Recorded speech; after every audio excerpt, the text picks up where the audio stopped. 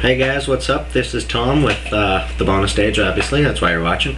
I'm going to take a look at Viva Pinata, Trouble in Paradise, and what I'm going to do is I'm going to tell you if this game is worth picking up or even playing. So starting off, Viva Pinata is actually a sequel to one of the early titles. I think it was actually a launch title for the Xbox 360. This is a great game. Not a lot of people, and I especially did not see it getting a sequel, just because of the kind of game it was. It was just a quick little game you pick up, play, put down. You don't put much thought into it. And lo and behold, it got a sequel, and it's actually got another version on the Nintendo DS as well. Obviously not quite as graphically nice. But it's a great game to kill time with, or to pick up, give as a gift to like children, or maybe even your girlfriend or something. People who aren't really into the hardcore heavy games like Call of Duty or something, but they still like to play games just because they're fun. So I mean, this is a great game to pick up for that. It's a bright, colorful game with little to no direction. Not to say that the game doesn't tell you what to do or give you boundaries at all. Just what I'm saying is, it helps you, it gives you a couple tutorial missions to do, and then it just kind of, once you do those, it's like, okay, I'm just going to back off.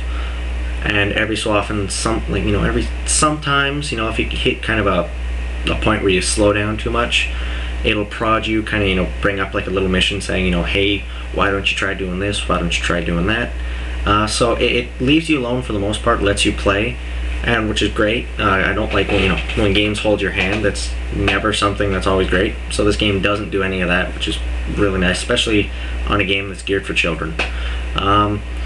It's the whole point of the game really is just to build a garden and attract the pinatas, which is obviously what they're called, to your garden, and just to send them off to get beaten at some kid's party. So it's pretty bleak, as happy as they made the game. There's about 90 different varieties of pinatas with about 4 color variants on each pinata, so for those who really like to get the most out of the games and collect everything, that's, well, 90 times 4, I suck at math, you can do it, but you've got a whole ton of pinatas to get. You get those few tutorial missions, like I said. One of the other modes that's great to play if you really want like a hands-free, it's not going to hold your hands kind of mode, is the free mode, where it doesn't say where to go, what to do. It just gives you everything you would have started with otherwise and says, go do it, do what you want. So that's actually a really fun mode to get into. The game also has multiplayer, which is kind of surprising. It's got co-op on the same system. It's not split screen, so all the other person has to do is pick up the controller, make sure it's connected, press start, and they get dropped right in on the game, and they get their little cursor that they get to move around the map, and they're going, they're helping your garden. The only thing is, you gotta trust the person not to fuck up your garden, which most people on Xbox Live probably will.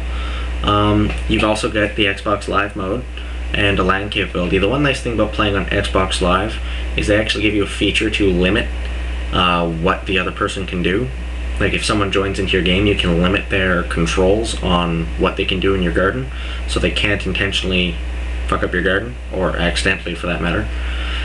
So it's a great multiplayer game for those who want to send pinatas to their deaths with a friend or loved one. It's kind of an added bonus, really. The game is just great to play when you don't really want to think about anything. You don't want the RPG where you got to sit there and think about what you're going to do, solve puzzles or something, or the Call of Duty games where you got to really focus on the screen. And it's just one of those games that you can sit back on your couch, half-ass play. You can take all the time in the world. It's fun. It's a game geared for kids, so they're really not going to make it too difficult, too engrossing or anything. It's a great game. So Viva Pinata, check it out. It's a fantastically fun game. Viva Pinata, Trouble in Paradise. It's for the Xbox 360, and there's also a ported version on the Nintendo DS. I definitely recommend picking this game up, or at least renting it, just for a game of aimless, just a night of aimless gaming, really. So check it out, Viva Pinata. Alright guys, I'll catch you later.